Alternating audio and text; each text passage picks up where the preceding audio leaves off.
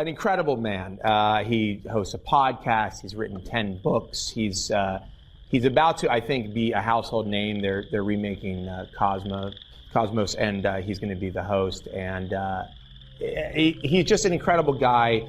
And I think everybody knows him. You may know him because he's kind of a meme on the internet, which is not something a lot of people can say. So please welcome our guest, Dr. Neil deGrasse Tyson.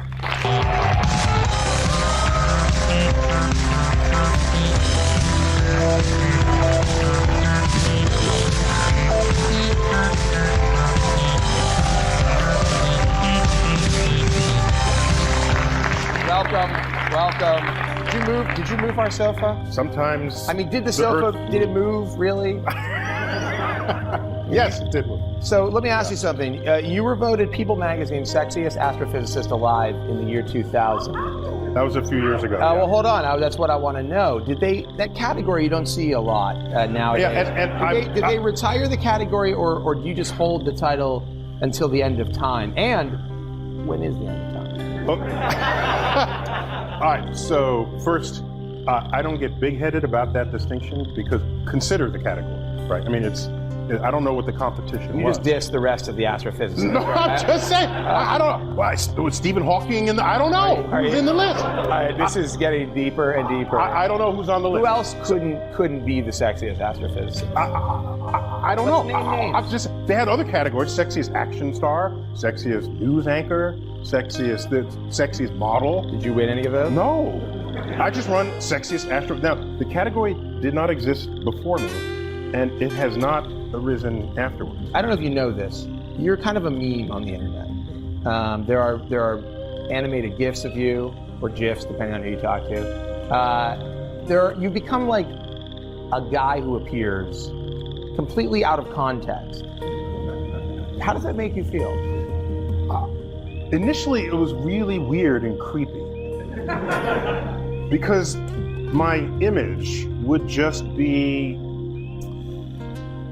the fodder for artists to distort at their leisure. The internet. Yes, and so initially I was creeped out by it, and then I said, well, this in total is a celebration, so I should not object. Celebration of the sexiest astrophysicist. No, I mean, they do that with other people's images, and so what it meant was that my image became more than just me. It became something to play with. It'll live on. And so I'm okay with that. That's a little weird and creepy, but I'm okay with it. It's very likely that even in the moments just before the sun burns out, someone will load up a page of comments on the internet, and there will be a guy there. They don't know who the guy is, probably, because you're out of context a lot. Completely. And you'll be reacting to something. There's one where excitedly. There's a cutout figure with me in underwear, and you put a different vest of mine on top of it. Yeah. My cosmic vest. So it's like, the paper dolls. So can you give me that URL? I'd like to. I need to go to that right now. I'm in boxer shorts, and you just put on the clothing. You dress me in paper doll style. I love the sounds of that. So you're cool with it now. You're no longer creeped out by being a meme. Well, what's weird is the one where I don't know if you know. There's one where I'm doing this, and the caption is. Okay, can you do that again? That was like the animated GIF coming to life. just one more time. I mean, please. Yes. So that's amazing. So yeah, it's completely out of context 3D. Because that was like a frame from an interview where I am praising Isaac Newton. Right? So I'm listing all the great things he did. He discovered law of gravity, universal law of gravity, and laws of optics, and laws of motion. And he had some trouble with his gravity, so he invented calculus to figure out that problem. And then he did all of that by the time he turned 26. So I was saying, he's my man. I think he's the smartest guy that ever lived. And so I said, so then I gestured and I said, the guy's good. This you can't argue with Isaac Newton. And that becomes, you got a badass over here. I don't know how you get that. I gotta say something. what you were just saying, fascinating, informative, gripping. But all I could think while you were saying it was, every frame of this is going to be turned into a new meme. This is just, do you feel like there's extra pressure? Because, you're not just talking, you're creating new memes. Not knowingly, and so all I can do is just be myself. And if that is meme-worthy content, no, it's never the content, it's just what it looks like. If my gestures are meme-worthy, I can't know that in advance. They are. My body only moves as the moment requires of it. That's going to be a meme. That's going to, in fact, I'll be honest with you, if somebody in here doesn't create an animated GIF based on that by the end of this show, I'll be very upset. All right, so let's talk about, the meme stuff is great, but you're doing some other things that are also important. I mentioned in the intro. Oh, by the way, I know this is a real talk show because your seat is 1 foot taller than mine. Just like all the other talk shows. But you're on a right. We've had a lot of problems with the heights here. I'm just saying. I'm not trying to, but I did feel like you can't be on the same level as me. I got nothing. if you're here and we're on the same level, I can't perform. Okay. You just sit here. I'll just take a break and you talk. I don't even need to. I don't even need to be here. But I want to talk about Cosmos. Yeah. You're rebooting Cosmos. Yes. All right, would you call it a reboot? Yeah, exactly. Carl Sagan did the original. Yes. The new one is a generation ago, 32 years ago. Yeah. And that also has been turned into a meme. Has it? Did you know that? No. Oh, you really need to do some. I got to get out more. You need to do some Googling. But Seth MacFarlane is producing. He's an executive producer. His primary role was our intersection between what we're creating and where we'll land. And this new Cosmos will land on the Fox network. It's going to be on Fox. Yes. 2013. Yes. We had some delays, so maybe 2014. That far off? Yes. You think? 13 episodes. Will stuff still be relevant in 2014? Oh, it is. We are choosing content that is of high shelf life. But it's not like it's going to be, oh, you know what? Although might knock off a planet or two before we get around to it. We're going to get to that. So I want to ask you about... Earth is next. Oh, right.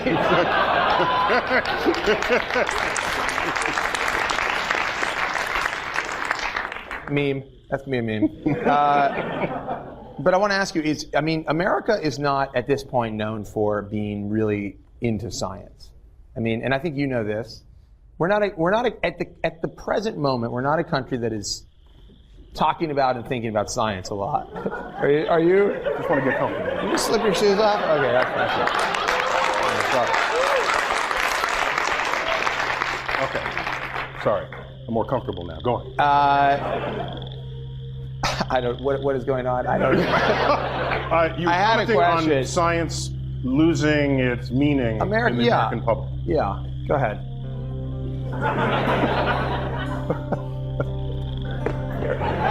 I just feel like I want to be as comfortable as you are right now. Okay. So tell me, are we a country that's going to get back into science? Oh, that's much better. Yeah, we have to. Otherwise, we recede, and we'll wake up one morning back in the cave once we start.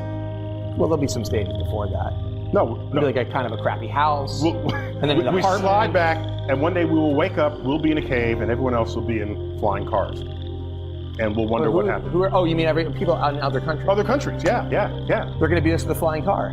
I bet metaphorical flying car. Well, and they probably will create literal. The future that we forgot how to dream about. So, but do you think that can we put a show on Fox in prime time and get people charged up about science again? Will that do it? If the content deserves it, I think it will grab the audience that it deserves. At least the audience that the original garnered. And the fact that it's on Fox has like the #1 shows on television.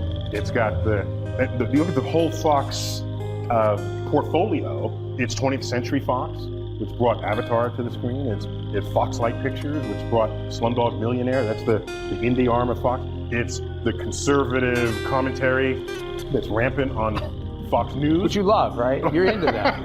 On Fox News. Does that bother you? It's got the left-wing commentary in The Simpsons and in Family Guy. It's not quite the force of the Fox News network. Though. Well, few episodes I would say transcend it, actually. Because it not only recognizes it, it actually pokes fun at it. And so, in a way that everybody's got to laugh and recognize it. So it is all American demographics. The crossroads intersect at Fox, if you look at what their portfolio is. So that's the place to put Cosmos if you want to maximize its impact to bring science to the general public, especially the public that never knew that they cared about science. There are places you could put it. I call it like the science ghetto, where I can use that word. That's right. Okay. Yeah. So can I not? That's a problem. Yeah. I've been using it a lot. Okay. So there are channels where the science geeks, it's on the speed button, right? You go right there. And for other folks, where their most important moment of the day is wondering what Snooki is doing, they don't go to the science channel. You don't feel there's a scientific element to what Snooki's up to? There is, but they don't know it. And so if I'd be happy to talk about the melanin in her skin, there's a lot of science angles on that show. Or the hormonal forces that reveal themselves in their conduct and behavior, sure. We can turn that whole thing into a science show. Let's do it. Right, let's do it right now. So you're on Fox. Did you ever think about, is there going to be any kind of like American Idol element to it? Are you going to have people present theories and then you'll have to agree? Oh no, we're gonna be pure. Pure science. We will be, but the goal is not just to teach science, but to explore how science matters to you, a citizen of the nation and of the world and of the universe. That's a lot of citizenry. Yeah, but they're nested in the Venn diagram. You just have to be the citizen of the middle, and you get the other circles for free. Right, like universe. Yeah. You don't really have a choice. There's no passport. Exactly. Yeah. So it's not a burden of citizenship to be a citizen of the universe. So this ties into your new book. It's called Space Chronicles: Facing the Ultimate Frontier. Thanks for and everybody should read it. But it's and this is a quote. That's all it gets. Everybody should read it, but.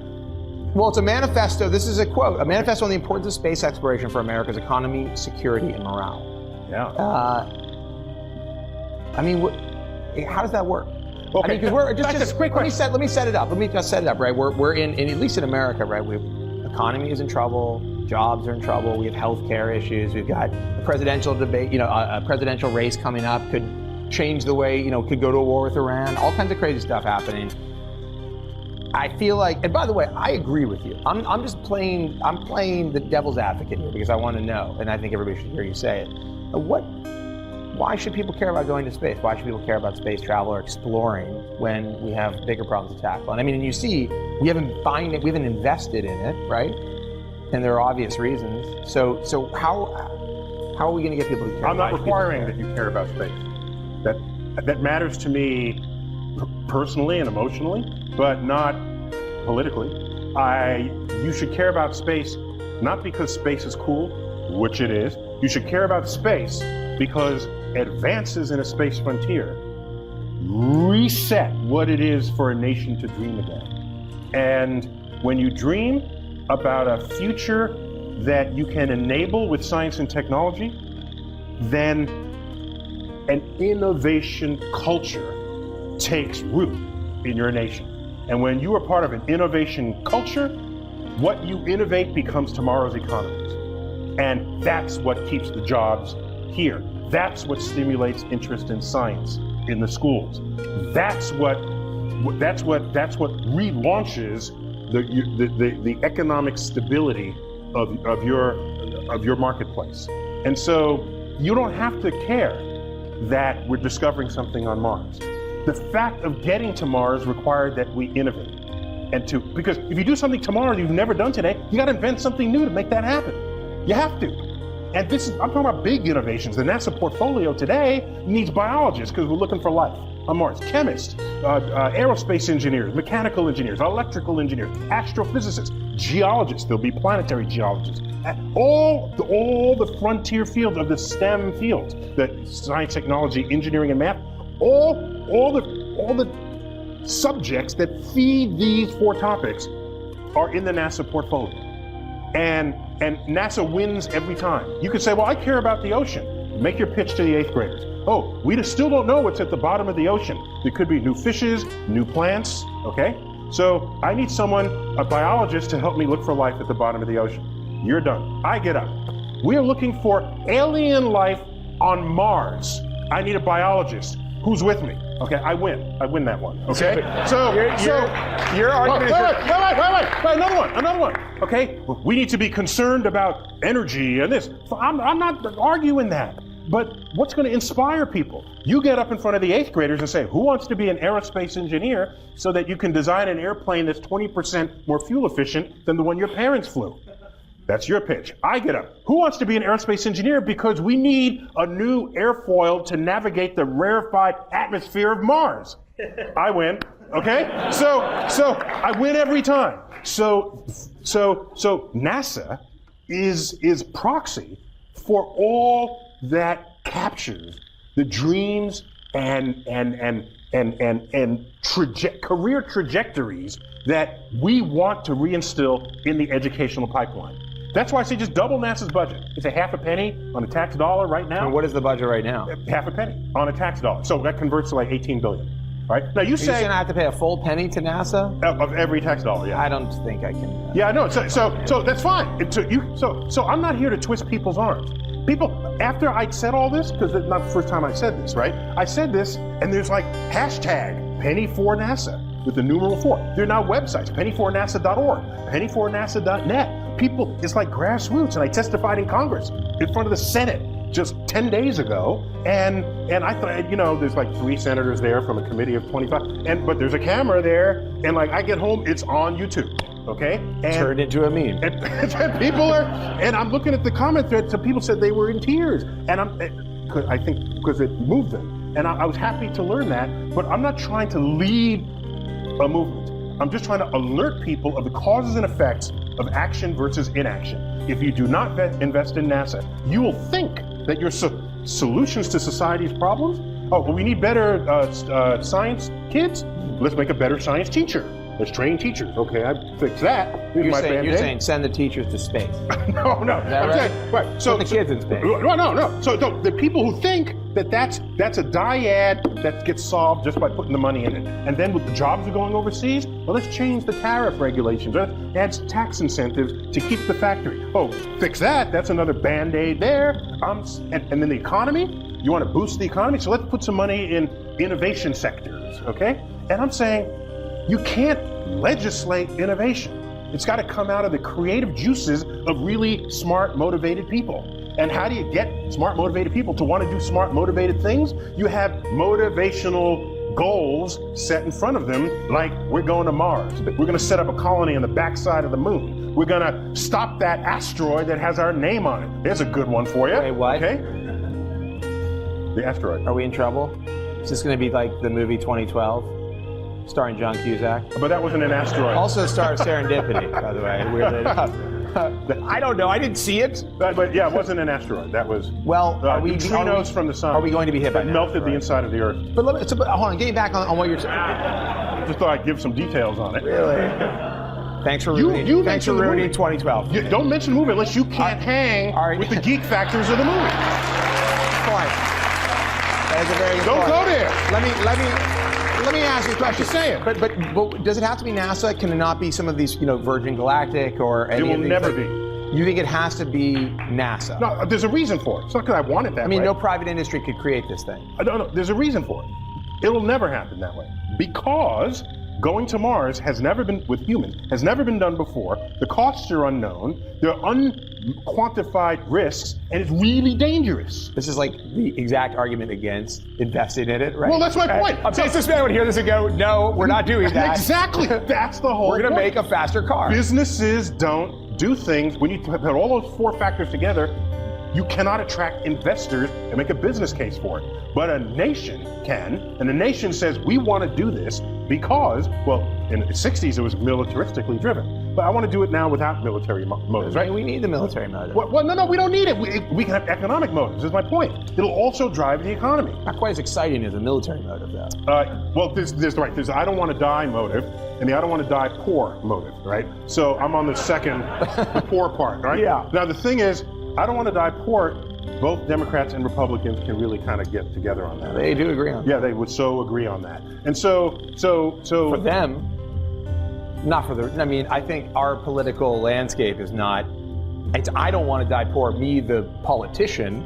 It's not necessarily like, I'm not worried about other people dying poor. Well, sure, but this would lift all boats, that's what NASA does. It's what it did in the 1960s. And you think just a penny on my That would taxes. double NASA's budget. Then we can go to Mars. Why not quadruple? 4 penny. I mean, go to 8 pennies. Oh, because I'm okay with 1 penny. 50 cents. I will happily 50 cents. pay. I will happily. Half your tax. I'll go all the way up to 50 cents. That'd be fine. Then we could go to Mars tomorrow. Really? Yeah. Well, why don't we just do this? Well, so I'm saying you can go because it's a great adventure, and any geek set wants to do it because of that fact. But I'm not going to require the person on the unemployment line whose house has been foreclosed to do it for those reasons. But 50 cents is tiny. It's half the government budget, and plus we're really also in the business of fighting wars, so a whole lot of money goes to that too. Space laser. That's what we need. Space. We got that already. Space laser. We got that already. No, but like a militarized. It's called a directed energy weapon. Does it exist? Is it on the moon? Do you know? You know, don't you? You can tell us. No one's watching this. Don't worry. Trust me. Okay, there are things called directed energy weapons, where rather than send a projectile, whose then kinetic energy would destroy a target, you find another way to send energy. It's all about moving energy from here to there. That's what war is all about. It's not about anything else. I have energy here, and I want to kill somebody or break something. So you take the energy that was here and put it there, and it accomplishes one of those two facts. That's war. That's the geek landscape of what war is all about. And now tell us about the energy weapons. You still want to know about the energy weapons? Yes. Okay, so. No, don't tell me about the energy weapon. I'm happy to move on, never hearing about the energy weapon. No, so you get an understanding of the craft that you want to disarm or disable or destroy, and then you beam a laser or some microwave focused energy. It could be a microwave laser. We call those masers, microwave amplification. Well, kind of like lazy lasers. Well, not if you're in the beam. You wouldn't think that of it, right? So wait, do these exist? Where are I be killed after this by the government? So you aim it to a sensitive part of the satellite. So they do exist. You don't have to blow up the satellite. Now you have debris in space that you might run into when you don't want to. So you just disable it, and now it's dead on. So the weapons exist. Have they been deployed? Or are they in space? Okay. I'm going to take that as a yes. And no. So here's the thing. Here's what's interesting. I've been very practical in this book. The whole first chapter is called Space Politics, and it got excerpted for Foreign Affairs magazine, and I got interviewed by the business, Forbes, and so there's this crossover. People are beginning to recognize the meaning and value of what that investment represents to our security, to our economy, to all these things that people used to think, oh, space is just for the geek set, and it's just for their entertainment, and it's got nothing to do with us, because we got real problems down here on Earth. And then you say, well, how much are we spending here on Earth? 50 times what we're now spending on NASA. We are spending money on problems here on Earth. So don't go to NASA and say, I need that money to top off my 50 times more money so that I can solve these problems. That's it. No! Or better yet, have them build better space lasers to solve some of those problems. All right, okay, so I actually want to ask you about some controversial, not that we're not in controversial territory, but so you're largely credited with killing Pluto as a planet. I was an accessory. Okay, so but I drove the getaway car, but I didn't commit the crime. Well, but there's a book written by a guy named Mike Brown. It's a good friend. Called How I Killed Pluto and Why It Had It Coming. Mm-hmm. Is there a beef in the science community about who was responsible for the death of Pluto? I mean, I got blamed for killing Pluto, but I didn't kill Pluto. But he took the credit. Therefore, right. So he not only killed Pluto, he admitted it. So get off my back, right? You're unhappy with the objection. You got the gun, the smoking gun, and the person who pulled the trigger. And all I did was drive the getaway car. So in the year 2000, we rebuilt the Hayden Planetarium into a whole facility, and we said, well, we want to future-proof it. What is the trend line? What are the trend lines in scientific research so that when we cut metal, it'll have some shelf life for it without having to redo it every 6 months? We noticed that more icy bodies were being discovered in the outer solar system. Who look more like Pluto than either Pluto or they look like any other planet?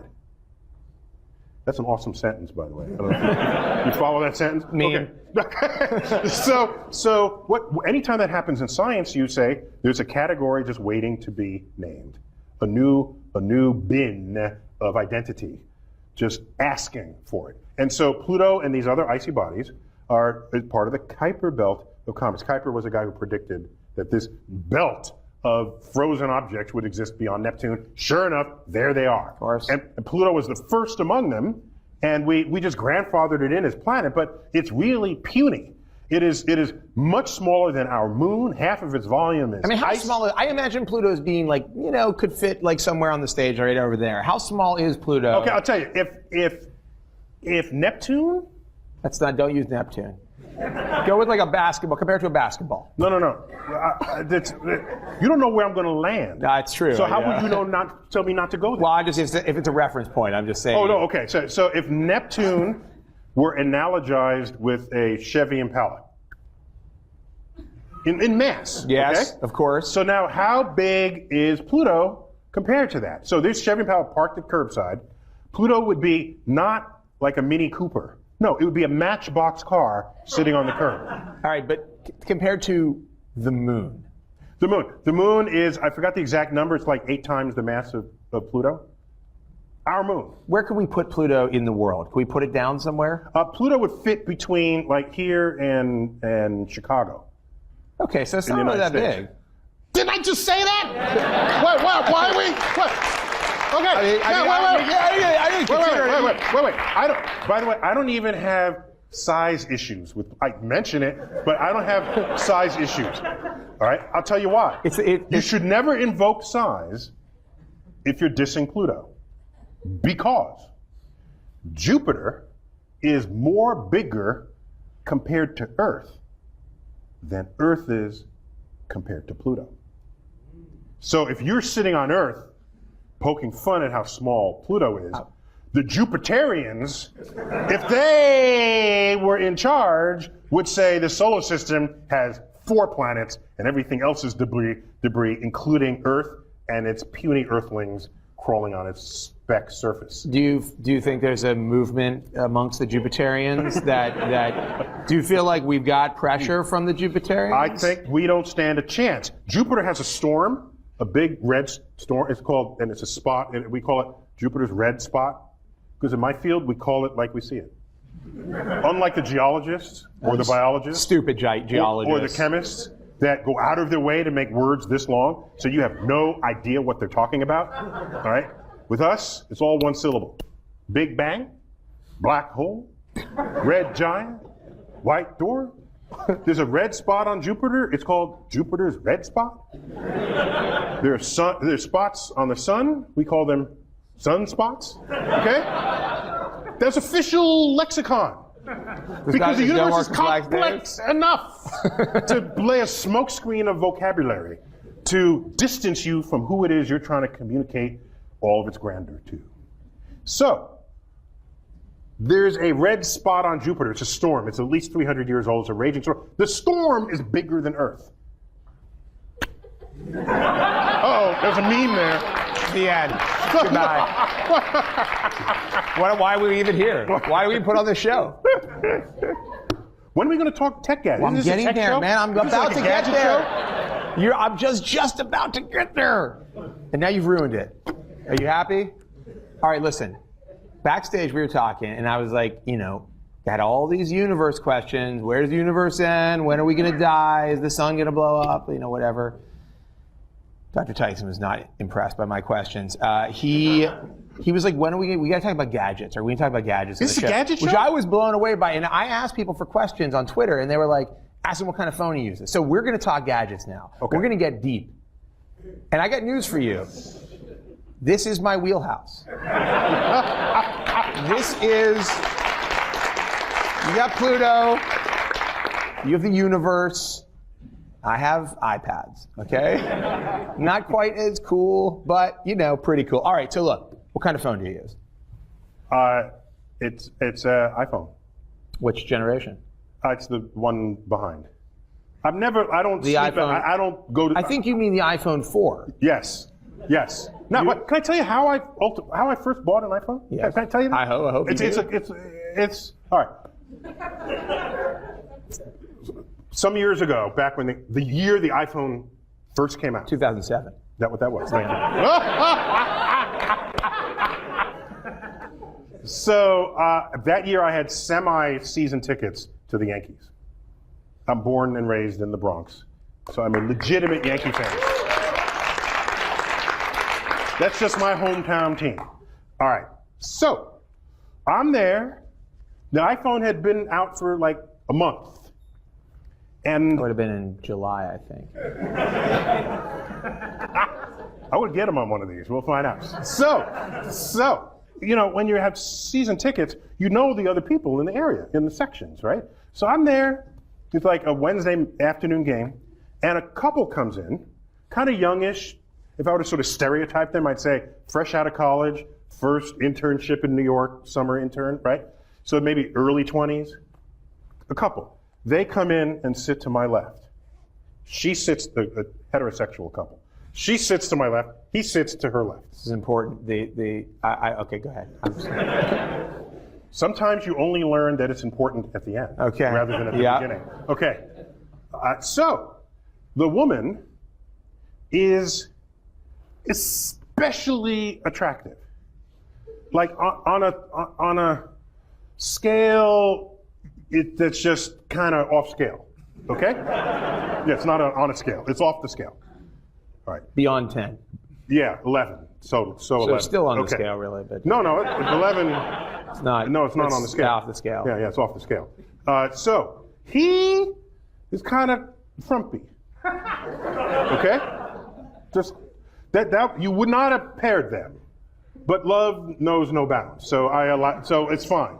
So they're looking around like this, and this is my town, this is my stadium, and they've never been. I said, have you been to Yankee Stadium before? It's my first time ever at any sporting event, she replied.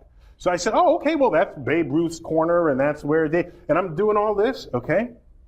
While I'm saying this, it's like this first and a half inning, she's on the Jumbotron. So the left field camera found her. So it's not just because who ends up on the Jumbotron? Really beautiful people and crazy people end up on the Jumbotron, right? People like with their underwear on their head and stuff like that. Okay, so it wasn't just my assessment. The left field camera, 200 yards away, found her, okay? And put her up on the Jumbotron. So she thinks everybody's turn is up. It's because beautiful people don't really know what the world actually is like. Right. You know? Okay. So wait. So he pulls out his iPhone. And so I look, because I'm thinking about the iPhone, but I want data. Data not supplied to me by Apple alone. So I lean to him and I say, how do you like your iPhone? She answers, it's his new girlfriend. And I said, whoa. Okay. So that was a Wednesday. By Monday, I had my iPhone. If he's looking at his iPhone and not her, and she's on the Jumbotron, that's got to be an awesome device. Wow. Okay. So to this day, if I think of this all the time, if I have the opportunity for the time machine that I worked with Stewie to help build, we go back. If I'm going to meet Isaac Newton, I want to bring one thing back. It's going to be the iPhone. Really? Oh yeah. Which generation? You got to take the 4S. Okay, I got to take the most advanced. So he can meet Siri. Yeah. I mean, exactly. Yeah. So totally. You know, by the way. By the way. Also, don't meme this. I'll be really angry. Okay. It's so watch. memed. It's done. You don't have. Plus, the iPhone has the correct time, unlike the Android-based phones. What do you mean? You don't know this? Well, I've been using my phone to tell time, and it's an Android device. So you don't know this? Explain why I'm always late. That's great. Yeah, you'd be 15 seconds late every time. Why? Well, the bulk of the Androids get their time directly from GPS satellites. And GPS satellites, the system was defined, the timekeeping basis for the GPS satellites was defined up to 1982. And since 1982, 15 leap seconds have been added to civil time. And those leap seconds are not included in the Android timekeeping because they're getting their time directly from GPS. Whereas the iPhone compensates for this, puts the 15 seconds back in, and has therefore the correct time. As a result, most Android phones are exactly 15 minutes too fast. But 15 seconds. Did I say minutes all the time? Yes. Seconds. 15 seconds too fast. That's interesting. And I like having, if I'm going to have a device that's awesome, it's going to have the correct time. That's your, wow. You know. By the way, check it out. If you have any couples here that have iPhone, Android pairings, check it out. Time has to be set, should be set automatically though. We don't, not if you set it yourself. Has to be course. set automatically, yeah. So 15 seconds in the grand scheme of things, not really that big of a deal. But still there's the knowledge that it's wrong, which is upsetting. How many monitors do you have in your setup? Okay, so I don't want to make you cry, but I do not even own an iPad. You own a computer though. I don't own an iPad because I carry my 17-inch with me wherever I go. MacBook Pro. MacBook Pro. Are you all Mac? I've been Mac since perhaps before you were born. Yes. It's possible. I mean, I think you just said something really flattering to me that I'm super young. I've been Macing since actually the woman who would become my wife. I had a Mac 128, and then we upgraded that to the equivalent of the Mac Plus. So you swap out the memory, snip a resistor. Very romantic. That was so. Well, she has a Ph.D. in mathematical physics, so that was working. And so, and I've been Macking ever since. And so, yeah. I mean, so the thing is, so here's the thing. I got the iPhone. It's this big. If I want to see video, I'll go to my 17-inch. I don't need to go through some intermediate state. And yes, it weighs 7 pounds, but it's not 7 pounds. It's my computer. You know, I want to. Someone got the emotion. I want. No, he ain't heavy. He's my brother. It's not 7 pounds. It's my computer. It's just it is of me. An extension. Yes. Yes, it is. It can be a little uncomfortable. This is how I knew. Well, I asked someone what kind of computer they had. Said, well, I don't remember. I said, it must not be a Mac, because you would so know it if it was a Mac. First of all. Second, I found that PC people, when they use their computer, it's like as a tool to enhance their work or whatever.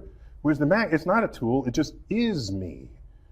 It's part of me. By the way, you're not when we're not together, I just want to be clear. I think about being together with it. You're when I'm not together, like I miss it now. You know, do you need to go back to your computer? Listen, I wish we could keep talking, because I feel like I could spend all night having this conversation. We have not even, there's so many questions I want to ask you. Will you come back on the show? Because we don't have enough time to ask all of them right now. I think so. Will you promise to come back? I can do that. Okay, we got to wrap up. Everybody, Okay, Dr. Neil deGrasse Tyson. And stick around. We have a video here. Yeah, keep it going. Keep it going.